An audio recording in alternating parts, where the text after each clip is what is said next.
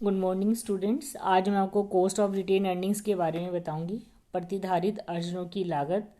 ठीक है। कम की लागत कैसे निकालते हैं। कंपनी जो है अपनी कर प्रत्येक कंपनी अपने कर पश्चात जो लाभों को पूर्ण रूप से अंशधारियों में नगद लाभांश के रूप में वितरित न करके उसका कुछ भाग हिस्सा अपने पास रख लेती है और इस शेष भाग को जो व्यवसाय में प्रतिधारित कर लेती है, मतलब उसमें लगा देती है। फ्लाविंग बैक ऑफ प्रॉफिट्स बोलते हैं, वापसी उसको बिजनेस में लगा देती है।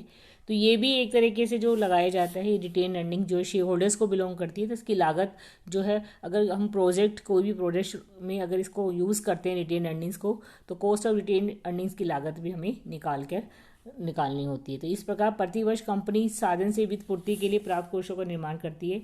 यद्यपि कंपनी इन कोषों के लिए प्रत्यक्ष रूप से कोई लागत नहीं चुकाती है, परंतु इसका अर्थ यह नहीं है कि पूंजी लागत रहित है। तो यदि कंपनी अपने संपूर्ण लाभों को वितरित कर देती है तो इन कोषों का निर्माण नहीं करती, तो अंशधारी प्राप्त राशि को किसी अन्य कार्य में विनियोजित कर से उससे लाभ प्राप्त करते हैं। तो अतः प्रत्येक अंशधारी इन प्रतिधारित अर्जनों पर कंपनी से उतनी ही आय की अपेक्षा रखते हैं जितनी उसे इसके प्राप्त होने पर वैकल्पिक विनियोजन से प्राप्त होने की आय से वंचित रहना पड़ता है।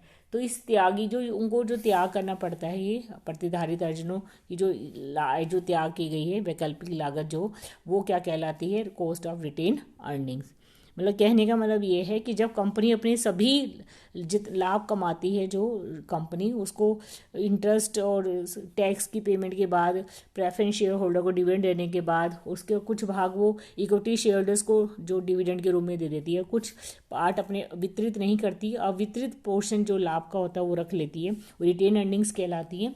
ठीक है। फ्लोविंग बैक ऑफ प्रॉफिट्स बोलते हैं। और कंपनी इसको जब व्यवसाय में प्रयोग में करती है, लेकिन क्योंकि ये है जो ये लाभ है, जो ओनर्स, जो share holders, equity share holder जो ओनर्स होते हैं, उन लाभों पर उनका अधिकार होता है। तो कंपनी जब इनको प्रयोग करती है तो इनकी लागत निकालती है company, cost of retained earnings की। और वो लागत क्या होती है, अगर अंशधारी को अगर वो पैसा दे दिया जाता और वो कहीं और उसको इन्वेस्ट करने से जो अर्जित कर पाते, तो वैकल्पिक लागत क्या कहलाती है, कॉस्ट ऑफ रिटेन अर्निंग्स। परंतु इस कॉस्ट ऑफ रिटेन अर्निंग्स में हमें कुछ समायोजन भी करने पड़ते हैं। एक तो यह है कि प्रत्येक अंशधारी को प्राप्त लाभांश की राशि पर व्यक्तिगत आय पर लागू दर से कर देना पड़ेगा। पर्सनल टैक्स रेट के हिसाब से उसको जो भी अगर लाभांश प्राप्त हो रहा है उस पर टैक्स करना पड़ेगा। और यह लाभांश की राशि में से आयकर घटाकर शेष राशि के वैकल्पिक विनियोजन से होने वाली आय ही प्रतिधारित लागतों की अर्जनों की लागत होगी। मतलब उसको वो कहीं इन्वेस्ट करता है, तो इन्वेस्ट करने अगर उसको लाभांश प्राप्त होता है तो पहले तो उसको कर देना पड़ेगा। दूसरा, अगर वो उसको कहीं और इन्वेस्ट करता है कहीं पर, तो दलाली आदि के रूप में कुछ वही करना पड़ता है।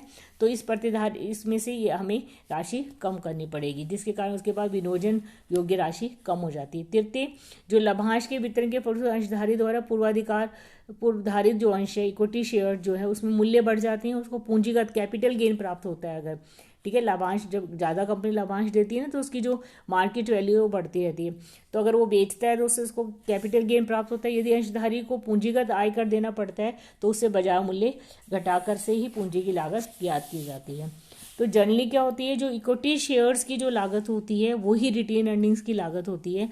लेकिन क्योंकि जैसे मैंने आपको बताया, 3 कारण है। एक तो उनको जो लाभांश प्राप्त हो रहा है उस पर उनको व्यक्तिगत कर से आय कर देना पड़ेगा। दूसरा, अगर वो कहीं विनियोग करते हैं, इक्विटी शेयर होल्डर जो पैसा उनको लाभांश के रूप में प्राप्त हुआ है उसको कहीं इन्वेस्ट करके अगर वो रिटर्न प्राप्त करना चाहते हैं, तो वहाँ पर हो सकता है उन्हें कई तरह के खर्चे भी करने पड़े।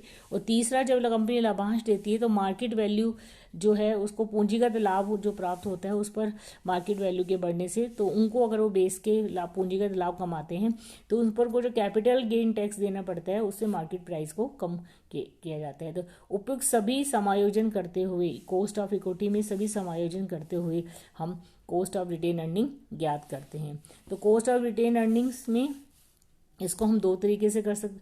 ठीक है। अगर एक तो ये है कि जैसे कॉस्ट ऑफ रिटेन अर्निंग्स हम जो निकालेंगे, जैसे इक्विटी शेयर्स में हम डिविडेंड निकालते हैं, तो डिविडेंड DMP/100 करते हैं।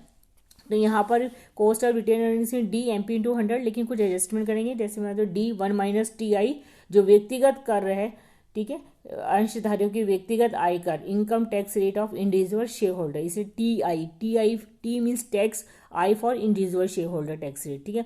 1 माइनस बी करेंगे, ब्रोकरेज घटा देंगे इसमें से, जो ब्रोकरेज जो कि लाभांश के विनियोजन पर उनको दलाली देनी पड़ती है। और मार्केट प्राइस, अगर हमें कोई कैपिटल गेन हुआ है तो मार्केट प्राइस को उससे हम कम कर देंगे। अंशधारी इसमें जो है, जो मार्केट प्राइस 1 माइनस सी का मतलब है कैपिटल गेन टैक्स रेट, ठीक है।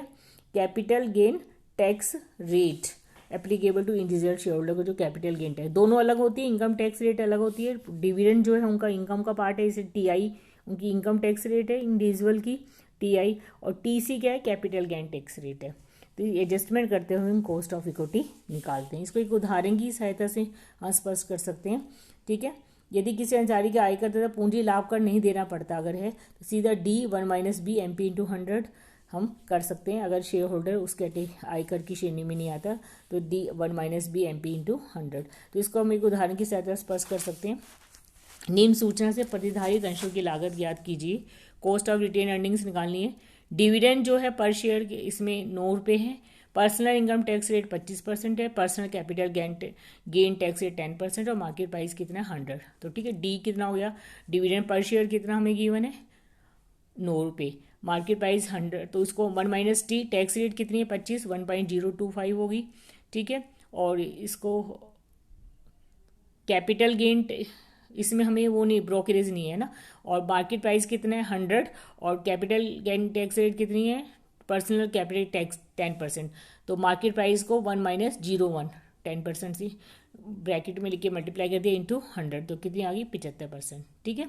Dividend 1 minus T, bracket dividend को 1 माइनस टी से मल्टीप्लाई करेंगे। अगर ब्रोकरेज गिवन है तो 1 माइनस बी से भी मल्टीप्लाई कर देंगे, वो नहीं गिवन है इसलिए, ठीक है। और मार्केट प्राइस में अगर कैपिटल गेन टैक्स रेट है तो 1 minus capital gain tax rate से मार्केट प्राइस को मल्टीप्लाई कर देते हैं। फिर इसको इन 100 करके हम जो है dividend cost of retained earnings निकालते हैं, 75% है ये।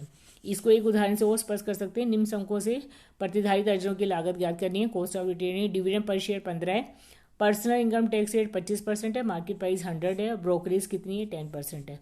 तो डी कितना है 15, 1 minus T I, personal tax rate 25 है तो 1 माइनस 0.25 हो गया। ब्रोकरेज कितनी है 2%, तो 2 कितना हो गया 1 माइनस 0.02, और मार्केट प्राइस कितना है 110, फॉर्मूले में सब पुट कर रहे हैं 110, इसमें हमें कैपिटल गेन टैक्स रेट नहीं गिवन, इंटू 100 करके कितना आ गया 10.02%, ठीक है।